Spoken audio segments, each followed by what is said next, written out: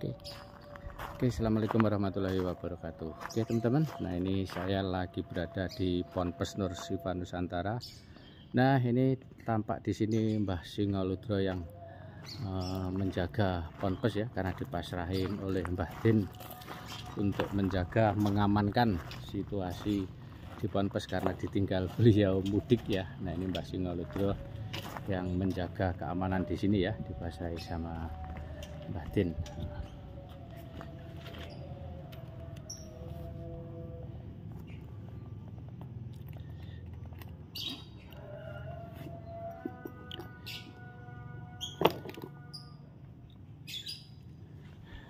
Nanti Mbah.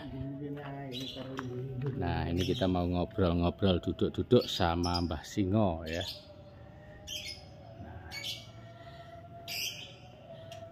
Alhamdulillah ini suasana jam 12. Salam damai semesta raya.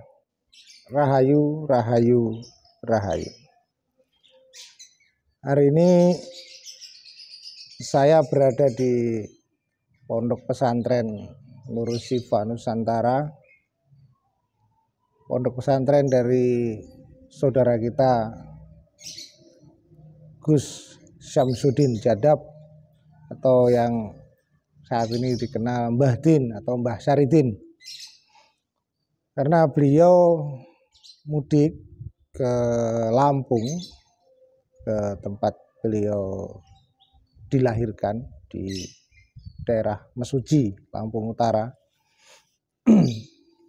Bersama keluarga beliau mudik ke sana bersama beberapa santri. Kemarin rombongan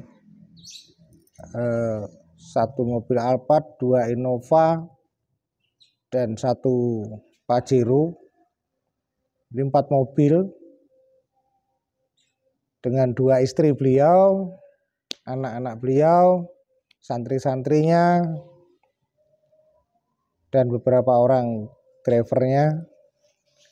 Jadi saya di sini dipasrahi untuk mengawasi sementara selama ditinggal selama beberapa waktu ini. Jadi saya ada di sini jadi satpam, Pak. Jadi satpam. Enggak, bukan satpam.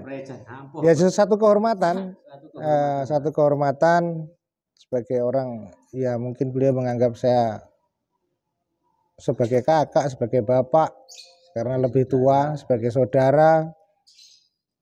Begini luasnya dipasrahkan untuk dijaga ya. Kita jalani amanah apa yang diamanahkan. Baik, netizen Indonesia, kita kembali membahas tentang suasana carut marut sekarang ini di Indonesia yang lagi rame-ramenya. Kita bahas dulu tentang apa yang dianggap remeh-temeh atau leceh. Dari beberapa video yang kita lihat bersama-sama, rakyat Indonesia semua lihat, dari bahasa lisan yang terucap sudah terlihat sekali bahwa arogansi seorang Bancet Merah ini luar biasa arogan. Seorang anak muda yang belum begitu banyak berpengalaman, belum pernah berjalan-jalan kemana-mana, ya baru-baru di sekitar Indonesia lah, tapi tidak semuanya. Jadi tidak memahami kekhasan suku-suku bangsa yang ada di negara kita ini. Dianggapnya sama aja kayak di Jakarta. Oh tidak, keliru. Saya sendiri terus terang lahir dan besar di Pulau Borneo. Saya dibesarkan di Kalimantan Selatan, tepatnya di Banjarmasin. Dan dari kecil dididik dengan 2 kultur. Kultur Jawa serta lingkungan saya campur. Di situ ada Dayak Bakumpai dan di situ juga ada suku Banjar.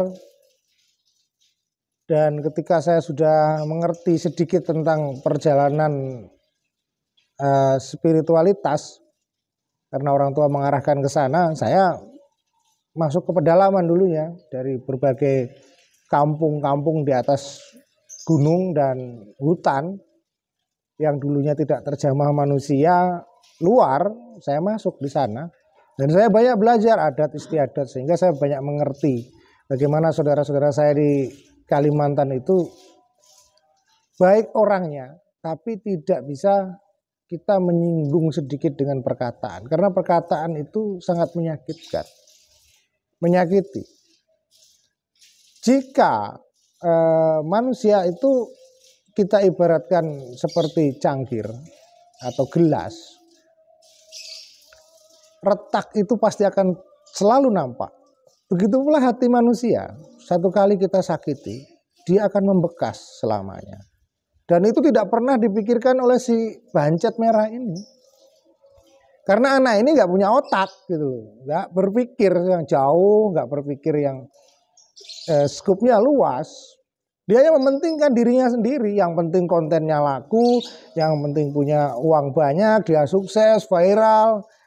Harapannya ya tampil di TV, dapat kontrak. Yang diharapkan saat ini kan bagaimana dia kontrak iklan yang bermiliar-miliar, itu harapannya. Dengan cara apa? Mempertahankan eksistensinya dengan menabrak-nabrak orang lain. Untuk mempertahankan eksistensinya. Jadi dia tidak bisa berkarya sebenarnya. Karya dia apa? Tidak ada. Tapi karya yang terlihat itu ya hanya menabrak-nabrak orang. Untuk mempertahankan eksistensinya. Untuk memperlihatkan bahwa dia itu masih eksis, masih dikenal orang, masih banyak followernya. Tapi tidak, bisa lihat nanti di setiap kolom komentar di video itu yang saya upload, komentarnya semua negatif terhadap dia. Dari ratusan komen yang saya perhatikan, saya jawab, tidak satu pun respek kepada dia. Semuanya memendam kejengkelan karena tingkah laku dia. Oke, hari ini saya tidak mengomentari bahasa-bahasa lisannya.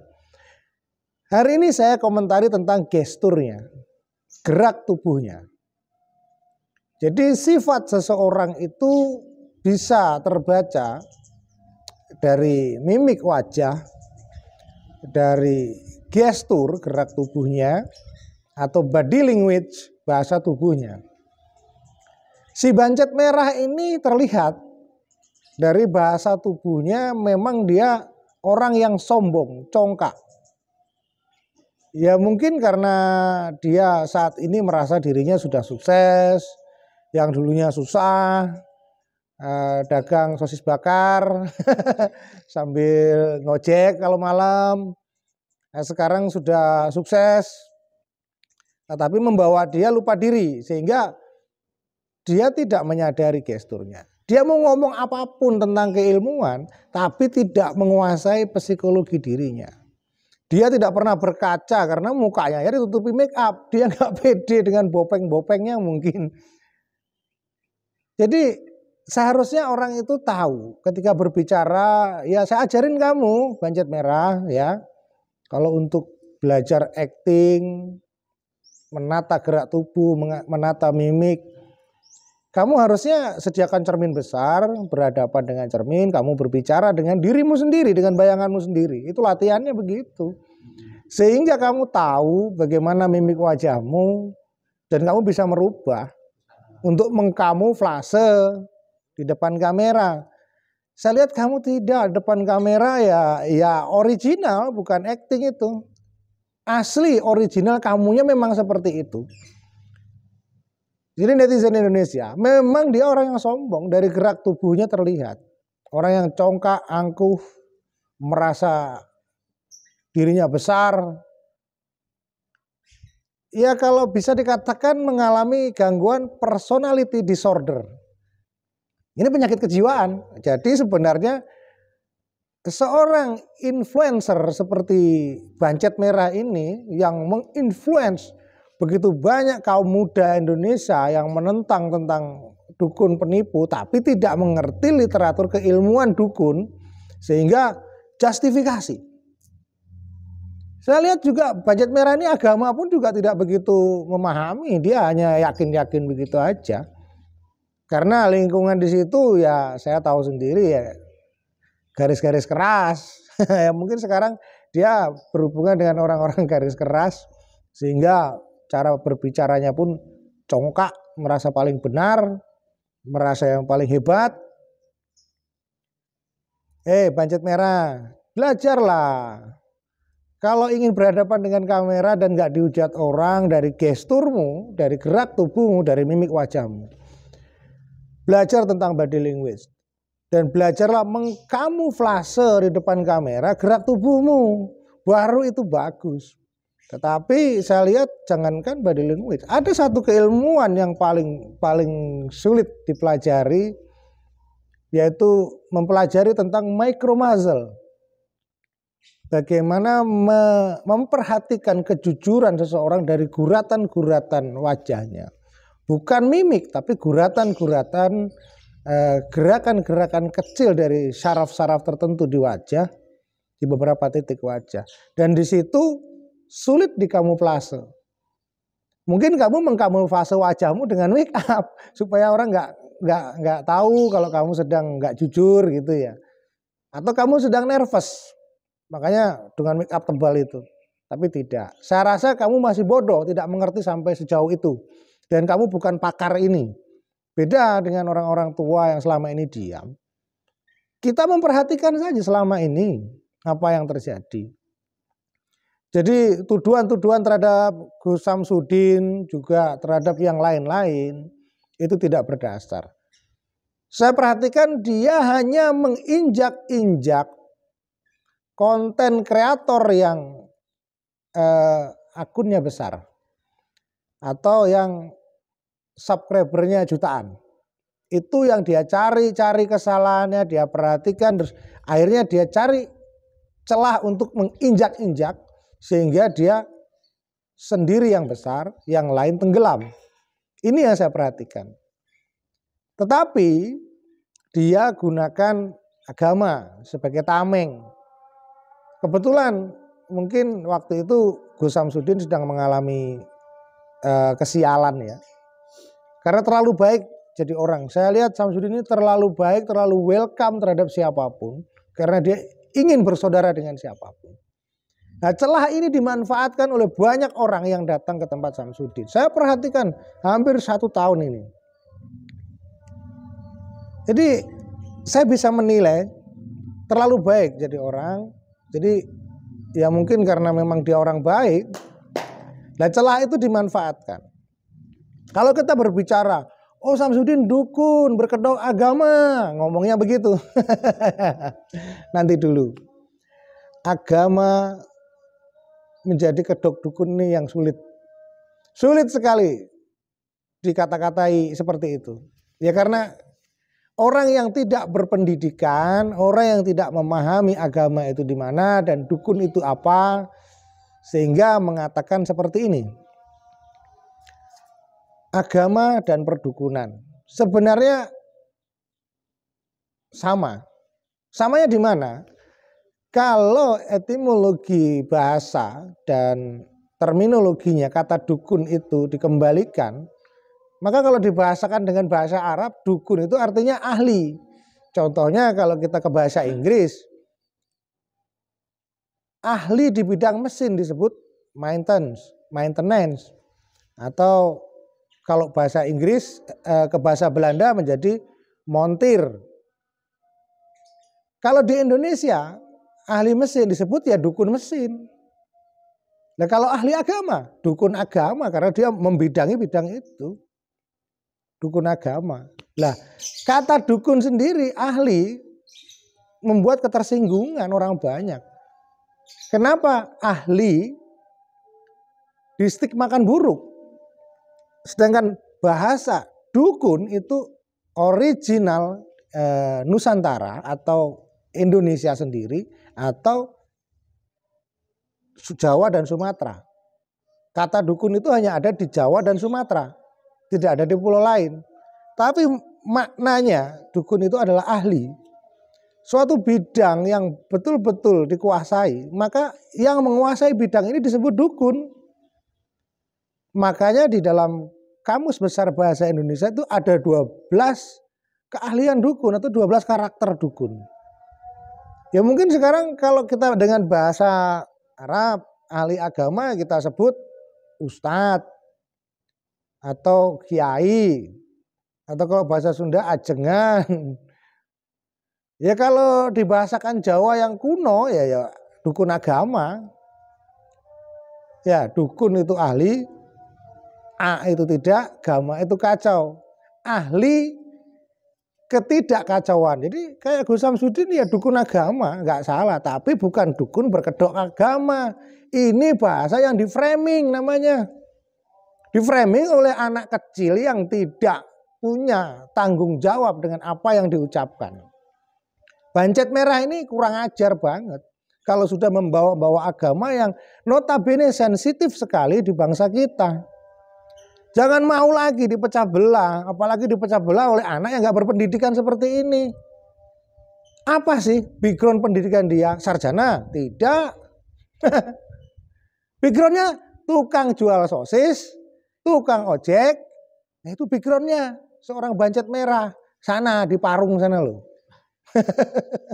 Tapi rakyat Indonesia sudah terbodohi oleh anak ini dengan penampilannya pakai jas merah, ya kan? Jasnya merah, pakai wig merah, pakai make up. Kalau mau tahu dia beli jas pertama kali di mana? Di online. Yang harganya cuma 250.000. Kalau sekarang oke lah, mahal jasnya karena udah kaya karena YouTube. Kalau dulu pertama tampil waktu masih ya jadi tukang ojek sama jualan sosis, ya jas merahnya beli di online, harganya murah, 250.000. Berangkat dari situ, akhirnya dia berdilusi menjadi tokoh yang luar biasa hebat. Tapi kenyataannya tidak.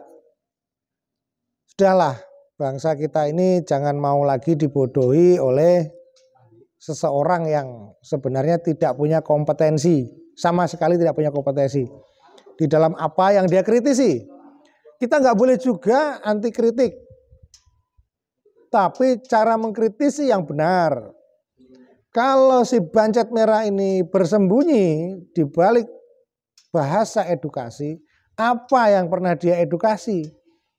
Kalau dia menguasai sulap, ya edukasi saja sulapnya. Ini trik sulapnya begini, namanya begini, gimmicknya ini, harganya sekian, belinya di toko ini. Begitu lebih bagus, endorse kamu, dapat duit.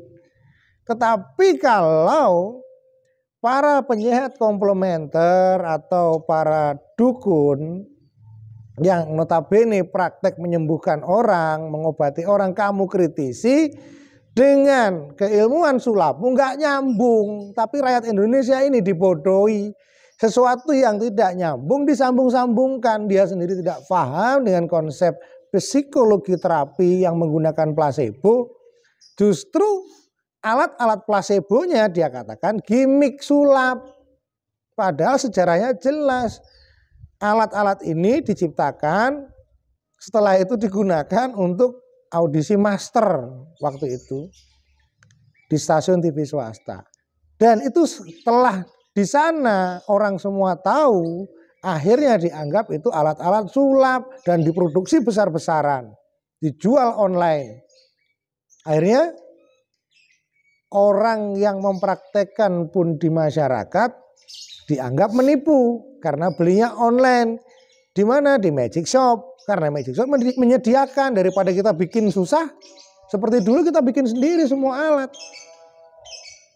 Jadi sudahlah, rakyat Indonesia harus lebih cerdas lagi. Jangan mau dibodoh-bodohi sama seseorang yang hanya mengejar popularitas dan duit.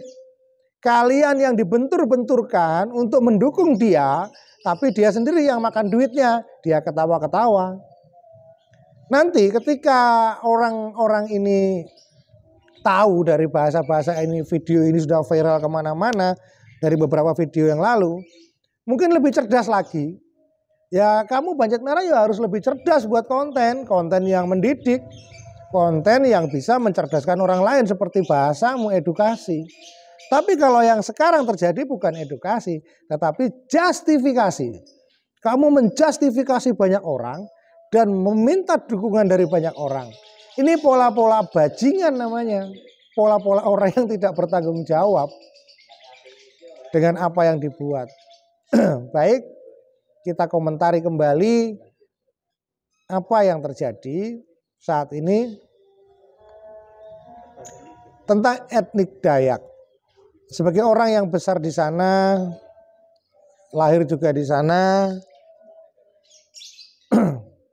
apa yang disampaikan Pangalang Hokjila itu benar. Saya tidak menafikan. Minyak untuk penyembuhan patah tulang itu disebut minyak bubut. Brandnya itu namanya minyak bubut karena dibuat dari sari atau saripati anak burung bubut. Burung bubut itu yang di Jawa ada tapi hanya di sekitar Dieng, Wonosobo, Gunung Slamet, di mana pegunungan-pegunungan masih ada burung bubut itu. Kalau di Kalimantan ada, di mana-mana ada burung bubut. Cuma prosesnya yang jelimet atau lama.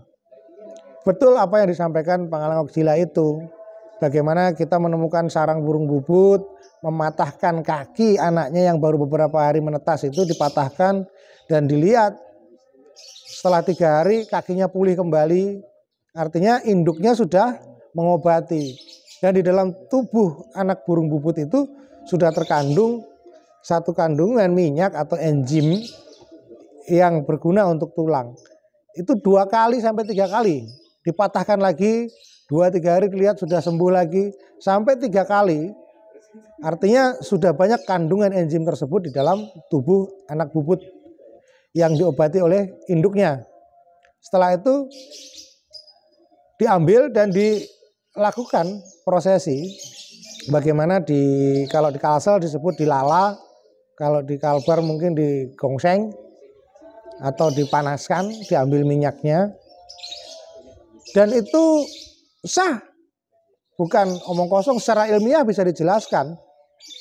Bukan hanya tradisional terus kita menjustifikasi, itu hanya sugesti. Kalau hal yang begitu tahayul, nggak ada mistik-mistikan, nggak ada spiritual-spiritilan. Ini pelecehan namanya. Pelecehannya di situ. Itu biasa-biasa saja. Tidak biasa, kalau memang biasa kamu ciptakan sendiri. Kamu bisa mengkritisi, menganggap segala sesuatu biasa, tapi kamu tidak bisa menunjukkan karyamu yang lebih daripada yang kamu kritisi. Nah ini tipe-tipe seorang bajingan ya seperti ini, yang mementingkan dirinya sendiri, tapi punya kelemahan dia tutupi dengan bahasa-bahasa yang nggak tahu malu. Artinya orang yang tidak punya rasa malu, orang yang terlalu kelewat kepedean, ya si Bancet Merah ini. Jadi bagaimana minyak itu saya katakan ilmiah. Dari hasil penelitian dan riset-riset saya selama di Kalimantan, itu ilmiah sekali. Kenapa minyak itu bisa berfungsi. Dalam waktu 1 hari 1 malam tulang itu bisa pulih, menyambung. Artinya bukan tercipta sendi baru seperti yang dokter ortopedi katakan, tidak. Jadi dari minyak bubut itu memang bekerja dengan sistem nano. Mungkin saat ini belum populer di Indonesia. Padahal nenek moyang kita sudah menggunakan teknologi nano itu sejak zaman dulu. Cuma kita nggak berpikir sampai ke sini. Orang Barat berteriak nano, nano, nano. Kita lebih duluan sebenarnya. Dan ini tidak dimengerti oleh si Bancet Merah ini. Mana dia ngerti orang tukang sosis bakar. Ya. Basicnya cuma tukang sosis. Pengen terkenal, nginjek-nginjek orang lewat konten YouTube-nya. Bagaimana mau mengerti pemahaman nano. Jadi memang ilmiah. Cuman orang zaman dulu tidak bisa membahasakan seperti bahasa sekarang yang notabene lebih akademik. Karena diciptakan bahasa yang dikombinasi antara bahasa Yunani, bahasa filsafat Inggris, digabung di dalam bahasa-bahasa para akademisi. Ya memang dari hasil analisa saya, teknologi nano itu yang digunakan dalam menggunakan minyak-minyak Dayak. Dan proses pembuatannya juga alami. Cuma karena setiap suku itu kan menyimpan rahasianya rapat-rapat. Saya juga tidak seharusnya menceritakan ini karena itu adalah rahasia saudara-saudara kita di Kalimantan, rahasia saudara-saudara kita di Borneo. Yang ingin diungkap oleh si Budget Merah, ingin tahu rahasianya tapi caranya kotor dengan cara menghina, menginjak-injak. Tidak boleh seperti itu. Harus bermartabat dong. Kalau anak begini kan nggak punya martabat. Cara dia mengkritisi pun tidak bermartabat. Jelek sekali, buruk sekali. Itu satu ya yang kita kenal minyak bubut atau minyak patah tulang. Apa yang disampaikan Pangalangok Jila tentang minyak bintang pun sama. Pengetahuan saya dengan apa yang beliau sampaikan di wawancara di TV itu sama persis, tidak jauh berbeda. Dan juga beberapa panglima yang ada di Kalimantan juga menyampaikan tentang minyak itu sama. Beberapa paranormal ataupun tokoh-tokoh spiritual dari Dayak Kenya ataupun Dayak Bunak, Benuak juga sama. Jadi kalau minyak bintang itu memang sedikit rahasia karena itu khas dan itu praktiknya okultisme, bukan hanya sekedar herbal atau sekedar nano. Karena di situ menggunakan mandala, kalau kita orang di Jawa menyebutnya mandala. Jadi saudara kita yang di Kalimantan itu berada di sebelah utara dan sebelah selatan, terbagi dua, sebelah utara Katulistiwa dan sebelah selatan Katulistiwa. Jadi untuk praktek okultisme Dayak yang ada di sebelah selatan Katulistiwa dengan Dayak yang ada di utaranya Katulistiwa itu sedikit berbeda. Jadi kalau zaman dulu metafisika kita itu sebenarnya lebih canggih dari metafisika barat yang dikenal. Jadi yang namanya mandala itu memang benar-benar ada. Portal antara angkasa, manusia dan bumi sendiri sebagai groundnya. Ini benar kajian metafisika, bukan hanya sekedar ngomong apa metafisika supranatural yang ditunjuki sertifikat-sertifikat bodong. Tidak seperti itu, gaya-gayaan. Bisa dipraktekkan dan bisa dibuktikan di alam. Itu baru namanya metafisika. Saudara-saudara kita yang di Kalimantan itu memang betul-betul menekuni itu. Walaupun mereka tidak bisa menjelaskan dengan bahasa-bahasa yang akademik seperti ini. Ya karena memang leluhur nenek moyang dulu tidak banyak bicara. Tapi banyak prakteknya. Banyak menunjukkan praktek-praktek yang tidak perlu dijelaskan dengan bahasa-bahasa yang rumit.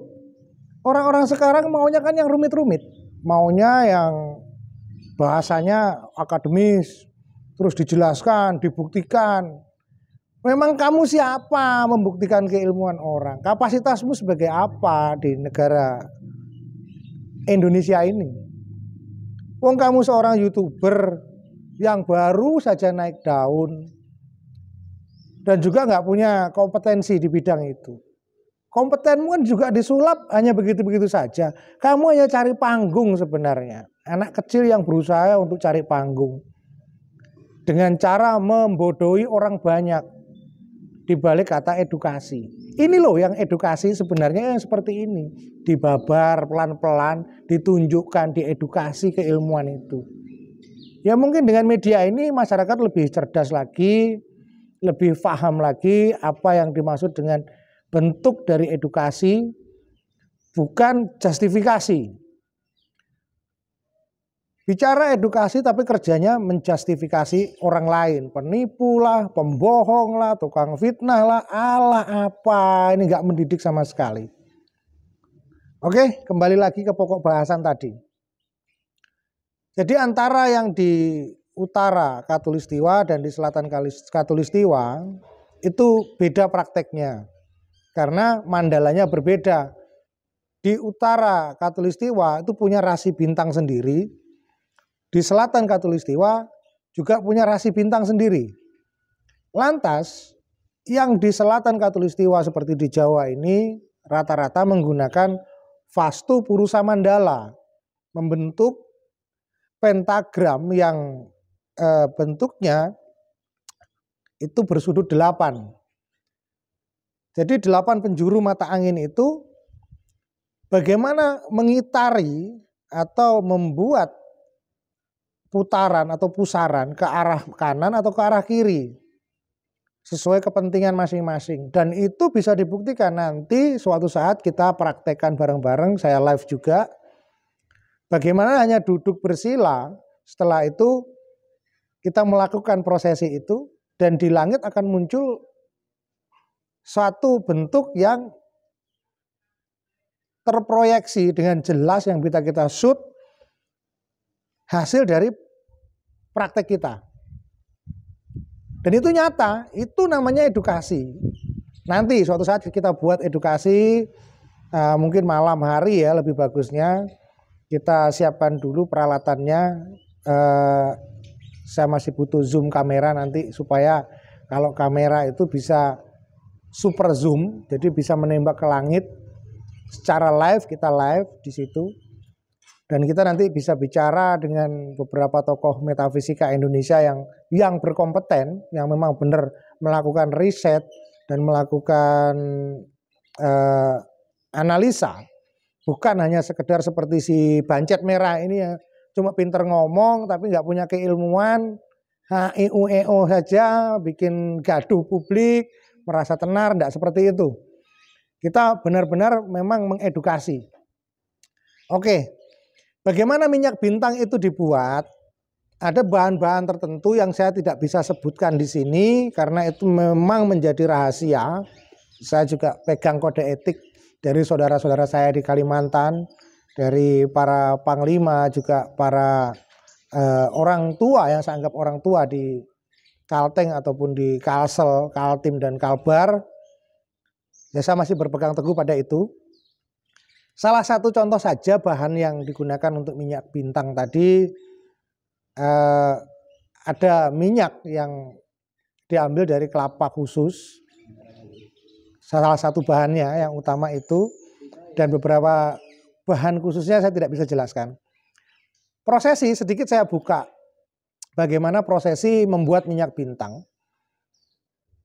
Karena di angkasa itu akan muncul bintang di hari-hari tertentu yang bintang itu sebenarnya bisa meneteskan satu tetes seperti embun tapi minyak. Dan sering saya menganalisa itu. Ketika kita membuat minyak tersebut, caranya adalah berputar. Membentuk mandala tadi, membuka portal atau membentuk mandala. Mandala adalah portal dimensi antara angkasa. Saya nggak berbicara tentang gaib atau apa, tidak. Atau berbicara tentang yang sifatnya bahasa-bahasa yang sulit dipahami. Yang mudah dipahami saja. Jadi terbentuknya portal antara angkasa, manusia dan bumi. Jadi manusia ini hanya pengantar, bumi ini adalah groundnya, angkasa itu pusat dari energi tadi. Ketika terbuka portal itu, secara metafisik yang tidak fisik, didekatkan antara angkasa yang ada bintangnya tadi dengan bumi, itu hanya sepersekian detik terbuka portal itu dan minyak tersebut menetes ke dalam titik lalaan atau ke dalam wajan tadi. Hanya satu tetes kecil. Dan dilakukan pemujaan okultisme selama 41 hari untuk membuat minyak ini dulunya. Tetapi minyak ini pun juga tidak serta-merta bisa digunakan setelah dibuat. Masih butuh proses lama. Kalau orang Kalsel menyebutnya dirabun. Jadi bagaimana setiap malam-malam tertentu dilakukan pemujaan. Karena diyakini setiap benda yang ada itu memiliki roh. Karena dia terbuat dari tumbuhan yang memiliki roh tumbuhan sendiri, roh nabati. Dan ada beberapa roh lagi yang saya tidak bisa sebutkan karena ini rahasia. Dan tetesan minyak yang kata orang gaib walaupun itu nyata, mungkin asalnya dari gaib karena tidak paham untuk menjelaskan, saya jelaskan. Setetes minyak itulah yang sangat berarti, yang dari bintang tertentu tadi. Jadi khasiat minyak bintang yang disampaikan oleh Pangalang Okjila itu benar, bukan hanya storyteller, bukan hanya cerita bohong. Kalau untuk wilayah Kalimantan memang memiliki okultisme yang khas. Jadi tidak bisa ranah okultisme itu kamu samakan dengan trik sulap. Trik-trik permainan sulapmu. Yang notabene itu ilmu kelas rendah, masih efek placebo, hanya membalik pikiran manusia, membuat takjub manusia, tidak seperti itu.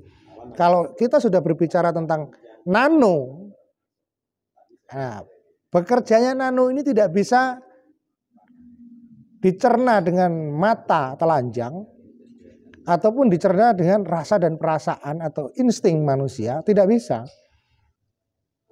Makanya pengembangan nano ini lambatnya dari segi penyampaian, dari segi riset. Tetapi orang tua zaman dulu sudah membuat program sendiri dan disepakati semua, setiap suku punya teknik nano sendiri-sendiri. Baik itu dengan asap, minyak, atau yang lain-lain. Salah satu contoh yang bisa kita lihat dari teknologi nano masa lalu, ada satu candi di Karawang, Candi Jiwo tepatnya.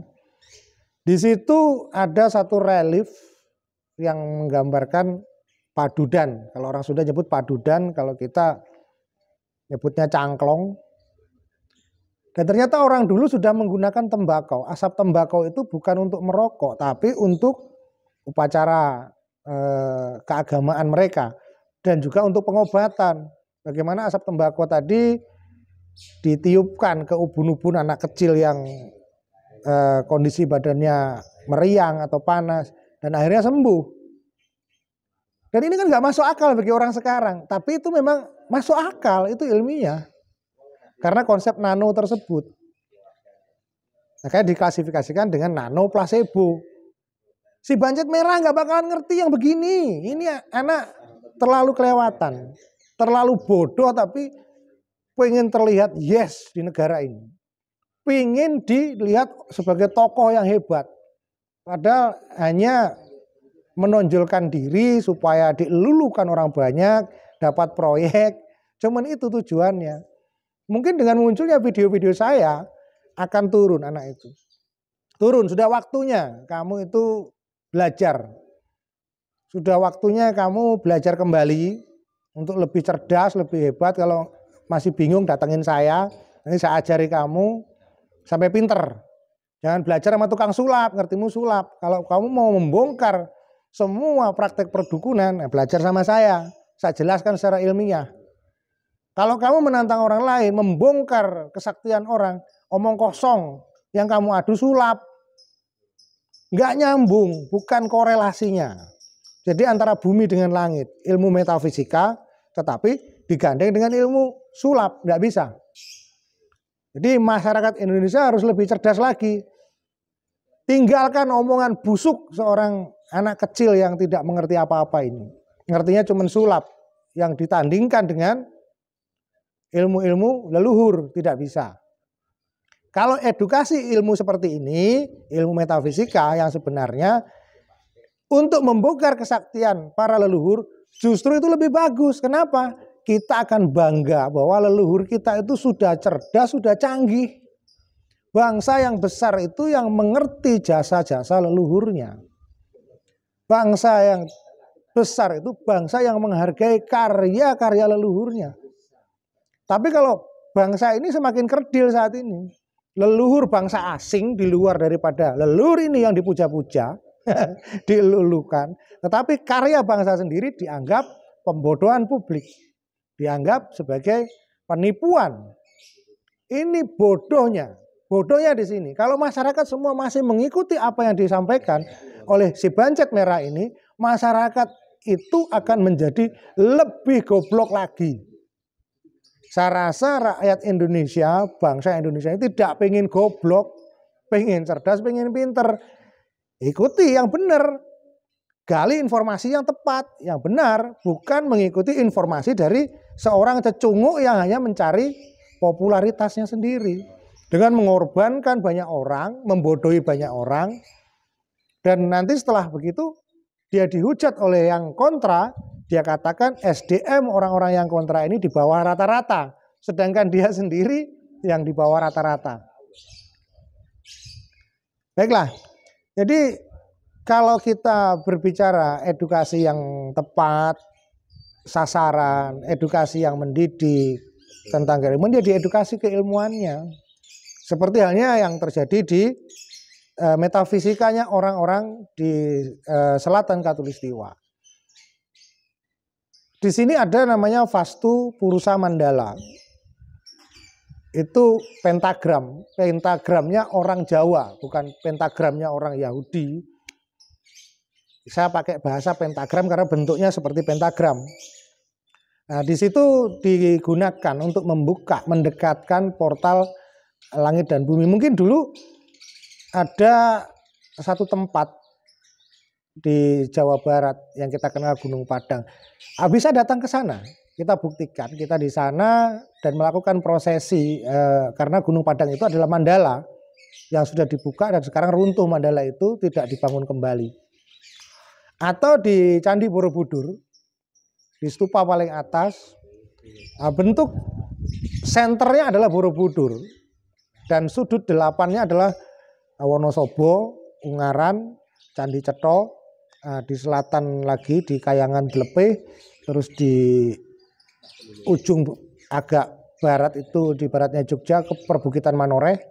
Jadi ada 9 titik besar yang dibuat.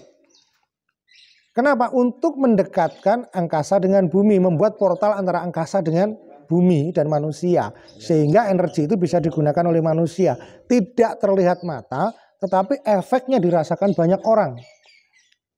Yaitu fungsi dari Vastu Purusa Mandala yang di selatan Katulistiwa. Kenapa Mataram kuno itu dulu jaya dan besar? Kenapa Majapahit itu jaya dan besar? Karena mereka membentuk mandala itu besar. Bukan hanya sekedar di pekarangan rumah. Nah, di sini kita sudah banyak riset, tetapi hal ini tidak pernah terungkap. Saya rasa lebih cerdas lagi kita. Kita bisa menggali di beberapa tempat, menemukan sisa-sisa dari mandala itu. Ya mungkin kalau kita bentuk kembali hanya dengan cara yang lebih modern, mandala itu bisa berdiri, mungkin kejayaan bangsa kita kembali jaya. Tetapi kalau mandalanya dibuat remeh-remeh, apalagi oleh anak kecil sekelas Bancet Merah ini, yang metafisika cuman begitu doang, spiritual, apa bahasa seperti itu? Sangat melecehkan sekali. Karena manusia itu memang punya sisi yang berbeda dengan yang lain. Mungkin dia tidak mengerti itu. Mandala dirinya sendiri tidak pernah dia buka, apalagi mandala alam. Portal dirinya nggak pernah dibuka, portal alam apalagi. Saya rasa tidak bisa dia membentuk itu karena memang anak kecil yang tidak mengerti apa-apa. Kapasitas dia di dunia metafisika Indonesia sebagai apa? Tidak ada sama sekali. Dia hanya belajar tentang Reiki yang bukan asli Indonesia. Indonesia bukan Reiki. Ajaran Indonesia itu adalah Sri Cakra sebenarnya. Reiki Ketumu ataupun Reiki yang lain, makanya diberi nama Reiki Asia oleh almarhum Bapak Yan Nurindra, Karena sumbernya Reiki itu dari Tibet. Dan Tibet itu letaknya ada di utara, Katulistiwa. Nah kita ini orang selatan Katulistiwa. Nggak cocok sebenarnya kita itu bermain Reiki. Hanya untuk kepentingan pribadi cocok. Bisa untuk kepentingan diri sendiri. Tetapi kalau untuk berurusan dengan alam semesta, kita punya yang namanya ajaran Sri Cakra. Dan itu nggak pernah diajarkan saat ini. Karena orang Indonesia itu lebih suka segala sesuatu yang sumbernya dari luar. Sedangkan yang di dalam tidak pernah digali. Sehingga ketika muncul saudara-saudara kita dari Kalimantan, dari Sumatera yang katanya memiliki keistimewaan, tidak bisa terima. Kenapa? Ya karena bodoh, nggak tahu, dia suka impor. Tapi yang di dalam negeri sendiri tidak pernah digali. Orang di Kalimantan masih menggunakan ini walaupun tidak dengan bahasa yang seperti saya sampaikan tadi. Tapi mereka mempraktekkan itu semua, saudara-saudara kita di Kalimantan. Contohnya seperti yang kemarin dibahas tentang mangkok merah, bagaimana tanda atau sinyal bahaya itu bisa di alam maya, dalam kondisi maya. Maya itu kalau orang sekarang menyebutnya ya metafisik, tapi bisa terlihat oleh orang banyak.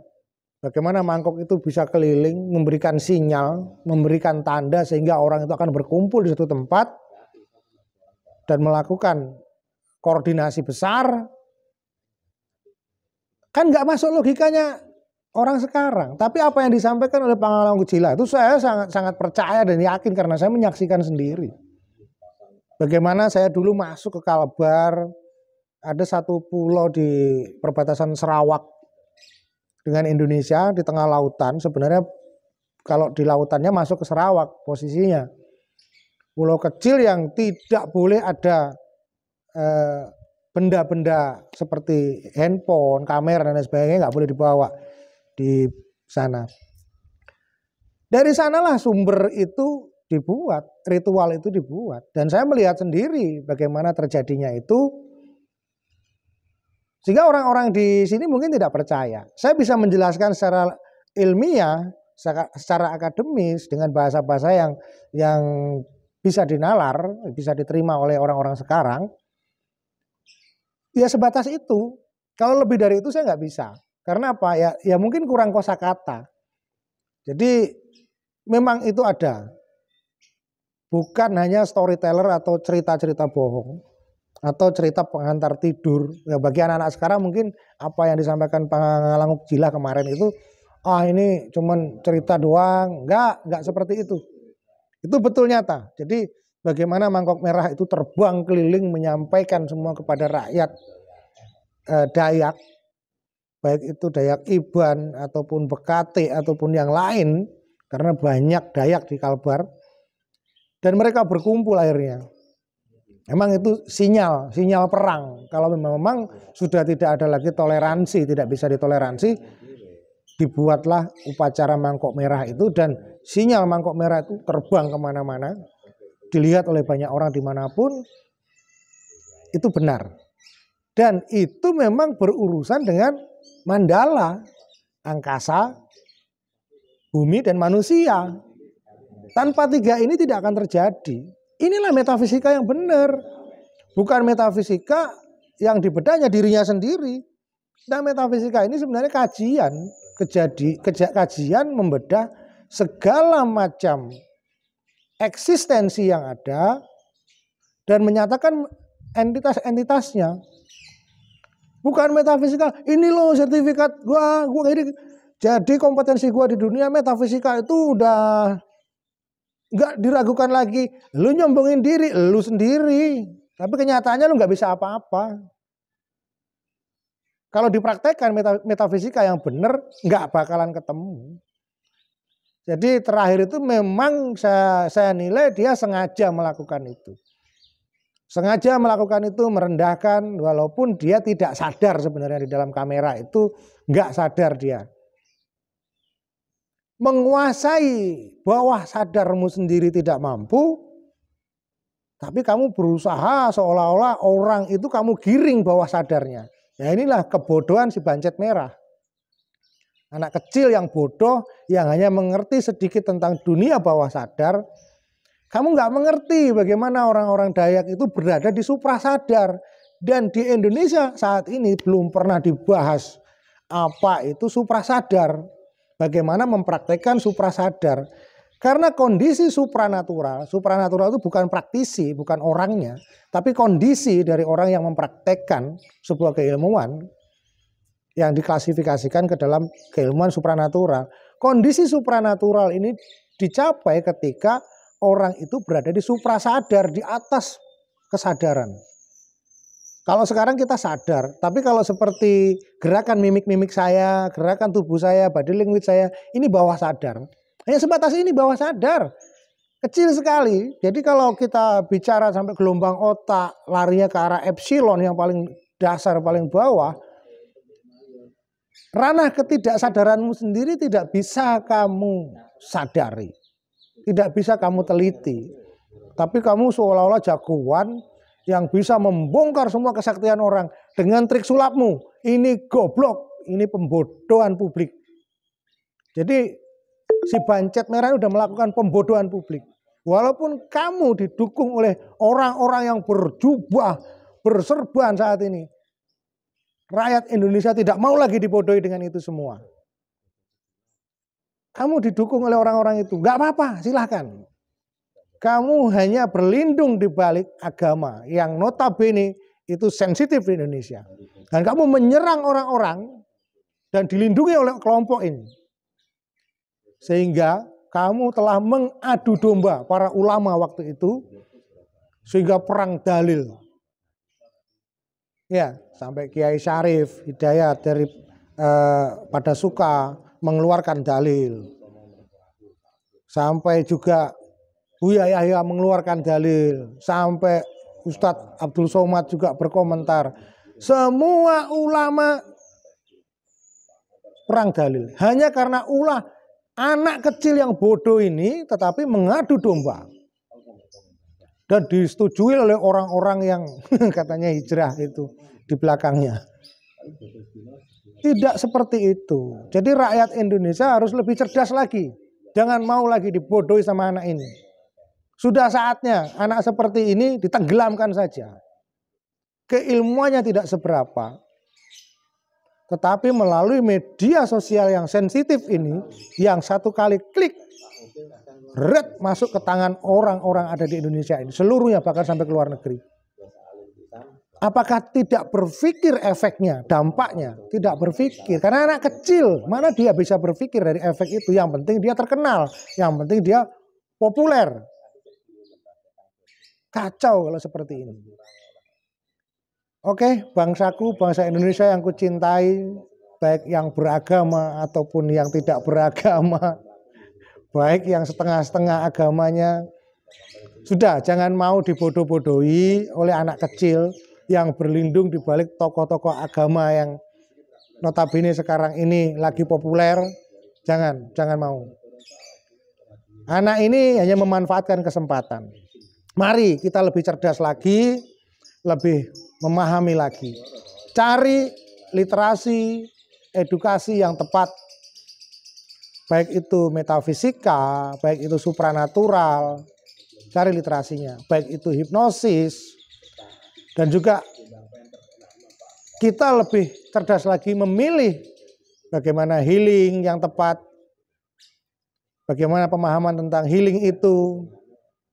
Bukan mengikuti seorang anak yang bukan healer, bukan penyembuh atau bukan penyehat, tapi mengkritisi dengan dasar-dasar yang tidak tepat. Kalau dia lepas mengkritisi secara edukasi sulap dan metafisika, dia lari mengkritisi agama. Ini keliru.